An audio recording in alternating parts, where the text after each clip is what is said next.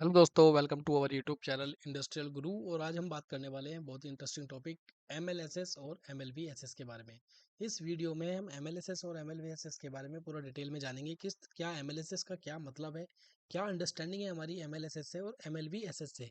BT हमारा जो ETP operations होता है उसमें होता है एरिएशन टैंक। उस एरिएशन प्रोसेस में ये जो पैरामीटर है एमएलएसएस और एमएलवीएसएस, ये बहुत ही क्रिटिकल पैरामीटर्स है हमारे एडिशंस की परफॉर्मेंस के लिए। तो वो आज हम इस वीडियो में पूरा डिटेल में जानने वाले हैं कि किस तरह से एमएलएसएस और एमएलवीएसएस काम करता है, क्या पर्पस है इसका, क्या मीनिंग्स है, वो सब हम इस वीडियो में डिटेल में जानेंगे। तो सबसे पहले आइए स्टार्ट करते हैं अपना टॉपिक्स एमएलएसएस और एमएलवीएसएस।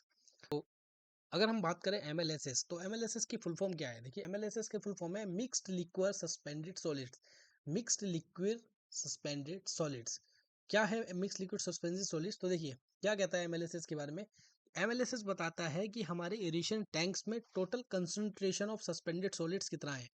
मीन्स हमारे जो एरेशन टैंक्स है उसमें कितना सस्पेंडेड सॉलिड्स है, उसका कंसंट्रेशन को बताता है हमारा कौन? एमएलएसएस।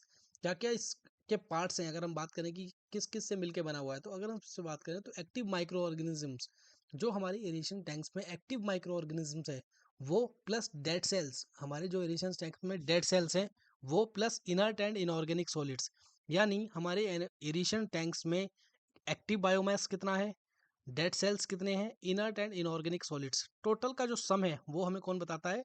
एमएलएसएस। एमएलएसएस जब हम चेक करते हैं अपनी लैब में, तो उसका जो वैल्यू हमें आ रही है हमारे पास मिलीग्राम पर लीटर्स में, तो वो बता रहा है कि हमारे एरिशन टैंक में कितना कंसंट्रेशन है सस्पेंडेड सॉलिड्स का। तो वही हमारा क्या होता है? एमएलएसएस, मिक्स लिक्विड सस्पेंडेड सॉलिड्स। इसको आप ऐसे समझ सकते हैं कि जो हमारा एरिएशन टैंक्स में जो कितना कंसंट्रेशन है सॉलिड्स का, सस्पेंडेड सॉलिड्स का, वही होता है हमारा एमएलएसएस। क्यों जरूरी है? Why it is important? Because it indicates biomass concentration. हमारे जो एरिशन टैंक्स में उसमें कितना बायोमास है, उसका पता लगाने के लिए हमें क्या करना होगा? एमएलएसएस का टेस्ट करना होता है। इससे हम क्या डिफाइन करते हैं कि हम एरिएशन टैंक्स को कितना लोड दे सकते हैं। एमएलएसएस हमें बताता है कि हम अपने एरिएशन टैंक्स में लोड कितना देना है। सपोज हमारे एमएलएसएस ज़्यादा है तो हमें लोड को कम करना होगा। मीन्स जो इनलेट पे हमारा बीओडी सीओडी है उसको हमें रिड्यूस क्वांटिटी में देना होगा, क्योंकि हमारा ऑलरेडी एरिएशन टैंक्स में एमएलएसएस की क्वांटिटी ज़्यादा है। दूसरा, फूड टू मास रेशियोज के बारे में बताता है, कितना हमें food to mass ratio maintain करना है। तो एमएलएसएस मेंटेन करना हमारे एरिएशन टैंक्स में मैंडेटरी है, ज़रूरी है, जिससे कि हमारा पूरा ईटीपी जो प्रोसेस है वो स्मूथ वर्क करे। अदरवाइज क्या होगा कि एमएलएसएस अगर हम मेंटेन नहीं करेंगे तो कंसंट्रेशन बढ़ेगा, कंसंट्रेशन ऑफ सस्पेंडेड सॉलिड्स बढ़ेगा। दूसरा हम सबसे बात करते हैं एमएलवीएसएस। तो अगर हम एमएलवीएसएस की बात करें तो एमएलवीएसएस क्या है? Mixed liquid volatile suspended solids. Volatile suspended solids मतलब एक्टिव बायोमास कितना है। एमएलएस तो हमने टोटल देख लिया कि टोटल एमएलएसएस हमारे पास इतना है। Total quantity of dead cells मिला के, एक्टिव सेल्स हो गए, डेड सेल्स हो गए, और इनर्ट और इनऑर्गेनिक वेस्ट हो गया, सॉलिड्स हो गए, वो टोटल हो गया हमारे अंदर कंसंट्रेशन। बट उसमें एक्टिव बायोमास कितना है? जो एक्टिव, जो एक्चुअली फूड जो हमारा डिकम्पोज कर रहा है, वो एक्चुअली जो कंसंट्रेशन है बायोमास का, उसको हम बोलते हैं एमएलवीएसएस। मतलब एमएलवीएसएस एमएलएसएस का ही एक पार्ट है, जो क्या है? एक एक्टिव स्लज। एक्टिव स्लज कितना है हमारे एरिएशन टैंक्स में, उसको कौन बताता है? उसकी वैल्यू को कौन बताता है? उसकी वैल्यू बताता है एमएलवीएसएस। जब हम एमएलवीएसएस का टेस्ट करते हैं और उससे हमारी मिलीग्राम पर लीटर में जो वैल्यू निकल के आती है, वो बताता है कि हमारे एरिएशन टैंक्स में एमएलवीएसएस कितना है। उससे हम डिफाइन करते हैं कि हमारे जो एरिएशन टैंक्स में उसमें एक्टिव बायोमास कितना है, जिसके बेसिस पे हम अपने एरिएशन टैंक्स में लोडिंग्स को डिपेंड करते हैं कि कितना हम लोड अपने एरिएशन टैंक्स में दे सकते हैं, जिससे कि इफ्लुएंट जो आउटलेट है हमारा एरिएशन टैंक से, वो एक proper proper COD BOD reductions करके आउटलेट में वाटर हमें मिले सेकेंडरी क्लियर फायर को।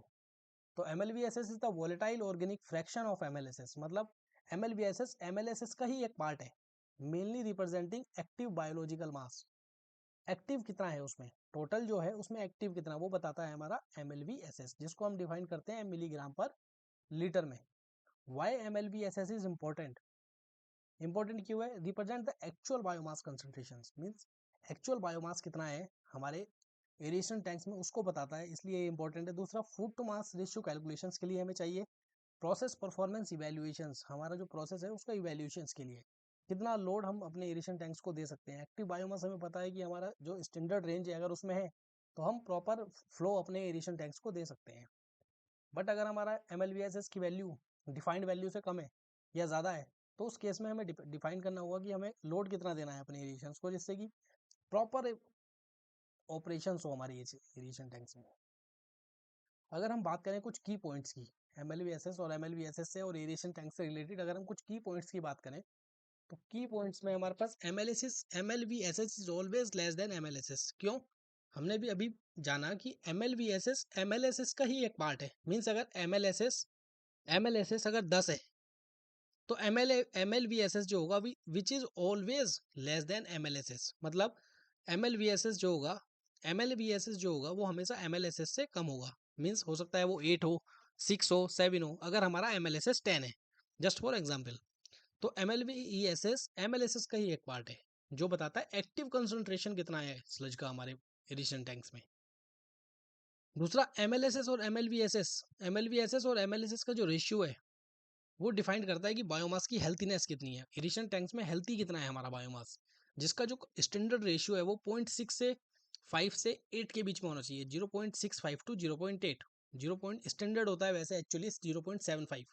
अगर हमारा 75% MLVSS है टोटल कंसंट्रेशन में MLSS में, तो हमारा जो ऑपरेशन है वो हेल्दी ऑपरेशन माना जाता है कि हमारे एरिएशन टैंक्स में MLVSS की वैल्यू MLSS का 75% है। सपोज अगर 100 MLSS है तो 75 MLVSS है, तो ये हेल्दी ऑपरेशन माना जाता है। बट एक हेल्दी रेंज की अगर हम बात करें तो 0.65 से 0.8 के बीच में अगर हमारा MLVSS और MLSS का रेशियो आ रहा है, दैट मीन्स ऑपरेशन हमारा स्मूथ ऑपरेशन है और ऑपरेशन सही चल रहा है। दूसरा, अगर स्टैंडर्ड ऑपरेटिंग रेंज की बात करें, रेंज क्या है MLSS की, हमारे एरिएशन टैंक्स में कितना MLSS होना चाहिए। तो MLSS की अगर हम बात करें तो generally 2500 to 4000 milligram per litre तक एरिएशन टैंक्स में MLSS हम मेंटेन रखते हैं स्मूथ ऑपरेशन और परफेक्ट ऑपरेशंस के लिए। दूसरा, MLSS की वैल्यू जैसे कि हमने बताया कि 0.65 और 0.8 के बीच में हमारा MLVSS की वैल्यू होती है। MLSS अगर हमारा MLSS अगर हमारा 2500 टू 4000 है, तो उसके रेशियो में 75%, तो स्टैंडर्ड ही है, बट एक रेंज की बात करें 0.65 टू 0.8, तो 0.6 से 0.8 के बीच में अगर हम MLVSS की बात कर रहे हैं, तो हम 1800 टू 3000 मिलीग्राम पर लीटर हमारा MLVSS होना चाहिए हमारे एरिएशन टैंक्स में, जो एक्टिव स्लज है, एक्टिव बायोमास है, जो डिकम्पोज कर रहा है माइक्रो ऑर्गेनिज्म को। वो अगर हम इसके रेशियो की बात करें जैसे हमने बात की, तो उसका रेशियो 0.65 टू 0.8 हम मेंटेन करते हैं एरिएशन टैंक्स में एक हेल्थी ऑपरेशंस के लिए। अब हम बात करते हैं ऑपरेशनल इंटरप्रिटेशंस क्या है, क्या समझते हैं क्या है हम प्रोसेस से। अगर MLSS और MLSS की वैल्यू लो होगी तो क्या होगा। अगर हमारे एरिएशन टैंक्स में MLSS की वैल्यू लो हुई तो पहले क्या होगा, कारण क्या है इसके, रीजंस क्या है, इफेक्ट क्या होगा और एक्शंस क्या लेना है। अगर हमारे एरिएशन टैंक्स में MLSS की वैल्यू लो है तो कारण क्या है उसके, इफेक्ट क्या होगा और एक्शंस क्या लेने हैं हमें। तो कारण क्या है, एक्सेस स्लज रिमूवल। मीन्स अगर हमारे एरिएशन टैंक में लो MLSS है, मीन्स हमने एरिएशन टैंक से ज़्यादा स्लज रिमूव कर दिया है, ज़्यादा स्लज हमने एरिएशन टैंक से रिमूव किया, उस कंडीशंस पे हमारा MLSS क्या हुआ, सिस्टम में एरिएशन टैंक में कम हो गया है। तो पहला कारण ये हो सकता है। दूसरा, टॉक्सिक शॉक्स। टॉक्सिक शॉक्स का मीन्स ये है कि आपने एरिएशन टैंक्स में सडन एकदम से COD BOD का हाई लोड दिया है, जिस वजह से हमारा क्या हुआ है, MLSS लो हुआ है। या फिर आपने COD BOD की लो जो फीड था वो कम कर दिया है, उस कंडीशंस पे भी हमारा MLSS क्या हो सकता है, कम हो सकता है। कारण क्या, अब इफेक्ट क्या होगा, प्रॉब्लम्स क्या आएंगी अगर हमारा लो MLSS है सिस्टम में। तो अब हमारा एरिएशंस का पर्पस क्या है कि हमारे आउटलेट के जो पैरामीटर्स हैं वो रिड्यूस होने चाहिए। बट अगर हमारा MLSS की वैल्यू कम हुई, MLSS की कंसंट्रेशन अगर कम हुआ हमारे एरिएशन टैंक्स में, तो प्रॉब्लम क्या होगी कि जो आउटलेट के वाटर पैरामीटर हैं, आउटलेट वाटर पैरामीटर मीट नहीं करेंगे स्पेसिफिकेशंस को। मीन्स जो वाटर एरिएशन टैंक से सेकेंडरी क्लेरिफायर को जा रहा है, वो उतने, वो जो स्पेसिफिकेशंस आनी चाहिए, रिडक्शंस होना चाहिए COD BOD का, वो रिडक्शंस नहीं होगा। Means high outlet COD and BOD। First. Second, actions क्या लेना है इस कंडीशन में, हमें स्लज रिमूवल को कम करना है। सबसे पहले स्लज रिमूवल जो हो रहा है एरिएशन टैंक से उसको कम करना है, स्लज रिमूवल को कम करेंगे। दूसरा, इम्प्रॉपर न्यूट्रिशंस बैलेंस, जो भी हम फीड दे रहे हैं, न्यूट्रिशंस दे रहे हैं अपने माइक्रो ऑर्गेनिजम्स को, बायोमास को, उसको बैलेंस कंडीशंस में देंगे। उससे हमारा क्या होगा, लो एमएलएसएस को हम फर्दर एक स्टैंडर्ड रेंज में लेके आएंगे, जो हमारी स्टैंडर्ड रेंज है 2500 to 4000 milligram per litre. Okay. अगर हम बात करें high MLSS, high MLVSS, sorry MLSS, high MLSS की अगर हम बात करें तो अब हमने ये बात की थी लो एमएलएसएस हुआ तो क्या प्रॉब्लम होगी, बट ऐसे ही अगर हमारा एमएलएसएस की वैल्यू ज़्यादा हो गई तब क्या होगा, कारण क्या है, प्रॉब्लम्स क्या होंगी और एक्शंस क्या लेने हैं। तो अगर हम कारण की बात करें तो लो स्लज रिमूवल मीन्स आप एरिएशन टैंक से प्रॉपर स्लज रिमूव नहीं कर रहे हैं, जिस वजह से क्या हुआ, कंसंट्रेशन ऑफ बायोमास हमारा स्लज एरिएशन टैंक्स में बढ़ता जा रहा है, इसी वजह से हमारा जो एमएलएसएस है वो ज़्यादा आ रहा है, आप स्लज रिमूवल नहीं हो रहा है। दूसरा, पुअर सेटलिंग, सेटलिंग नहीं हो रही है एरिएशन टैंक्स में प्रॉपर। जब आप SV30 चेक करते हो कि 1 लीटर का सैंपल लिया और उसको 30 मिनट्स तक होल्ड किया सिलेंड्रिकल बीकर में, और उसका जो SV30 जो 300 to 400 हमारा आना चाहिए, बट वो सेटलिंग प्रॉपर नहीं हो रही है, हाई एमएलएसएस है। इफेक्ट क्या होगा, हाई SBI आएगा, आपका स्लज वॉल्यूम इंडेक्स ज़्यादा रहेगा, और लो डिओ लो होगा। तो आप उस केस में क्या कर सकते हैं, लो डीओ रहेगा, इफेक्ट क्या होगा, लो डीओ की वैल्यू कम आएगी आपकी। एडिशंस की बात करें अगर हम, एक्शंस की बात करें, एक्शंस क्या लेने हैं उस कंडीशन में, अगर हमारा एमएलएसएस ज़्यादा आ रहा है तो अगर हमारा हाई एमएलएसएस है तो उस कंडीशन में एक्शंस क्या लेने हैं, पहला, इंक्रीज स्लज रिमूवल, आपको एरिएशन टैंक से ज़्यादा स्लज को रिमूव करना है, जिससे कि डेड स्लज आपका बाहर निकले सिस्टम से, एरिएशन टैंक से। दूसरा एक्शन क्या लेना है हमें, दूसरा एक्शन लेना है इम्प्रूव एरिएशंस मीन्स एरिएशंस की वैल्यू बढ़ानी है। जनरली एरिएशंस हम जो मेंटेन करते हैं अपने एरिएशन टैंक्स में 1 to 3 मेंटेन करते हैं, 1 to 3 milligram per litre.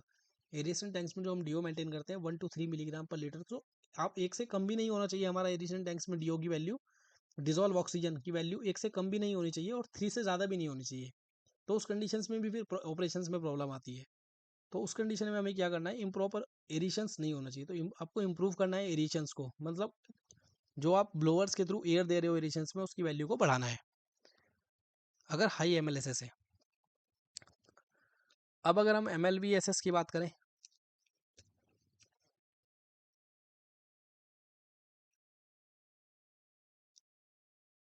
Now अगर हम बात करें लो एमएलएस वीएसएस और एमएलएसएस रेशियो, मतलब इसका मीनिंग ये है कि अगर हमारा एमएलवीएसएस का कंसंट्रेशन, स्टैंडर्ड कंसंट्रेशन जो हम बोल रहे हैं 0.6 या 60%, अगर हम इसे कह सकते हैं, अगर हमारा एमएलवीएसएस का कंसंट्रेशन 60% से कम हुआ एमएलएसएस के रिस्पेक्ट में, तब क्या होगा, मीन्स हमारा एमएलएसएस अगर 10 है और एमएलवीएसएस की वैल्यू 6 से कम आ रही है, तो उस केस में क्या प्रॉब्लम होगी और क्या एक्शंस हमें लेने हैं। तो अगर हम बात करें indicates high inert solids, high inert solids का मीन्स हमारे सिस्टम में डेड स्लज जो है, डेड बायोमास जो है उसकी वैल्यू बढ़ रही है।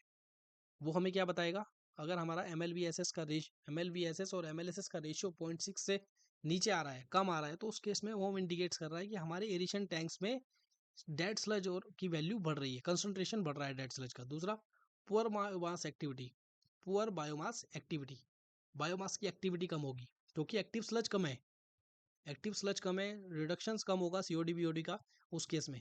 दूसरा, एक्शंस क्या लेना है, अगर हम ऐसे कंडीशन है कि एमएलवीएसएस एमएलएसएस का रेशियो 0.6 से कम आया, तो उस केस में हमें एक्शंस क्या लेने हैं, एक्शंस क्या लेने होंगे, increase sludge removal, increase sludge removal means हमको अपने एरिएशन टैंक से डेड स्लज को निकालना है, एरिएशन टैंक से डेड स्लज को निकालना है।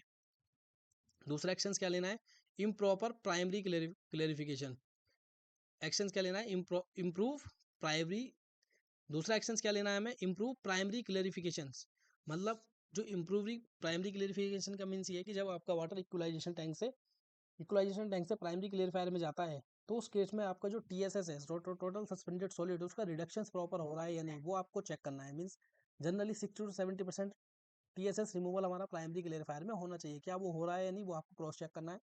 तो स्टैंडर्ड 60 to 70% TSS रिडक्शन हमारा प्राइमरी क्लेरिफायर में होना चाहिए, तो उसकी क्वालिटी को आपको इंप्रूव करना है, आपका जो एजिटेटर है वो प्रॉपर वर्क कर रहा है या नहीं कर रहा है, तो वो आपको वहाँ चेक करना है प्राइमरी क्लेरिफायर में। ओके। सो इस तरह से पूरा एमएलएसएस और एमएलवीएसएस को हम चेक करते हैं अपने एरिएशन टैंक्स में, और ये एक क्रिटिकल पैरामीटर है एरिएशंस की परफॉर्मेंस को मेंटेन करने के लिए। सो होप आपको ये वीडियो पसंद आई होगी, अगर वीडियो आपको पसंद आई हो तो हमारे आप चैनल को लाइक कर सकते हैं और चैनल को सब्सक्राइब कर सकते हैं। Thank you.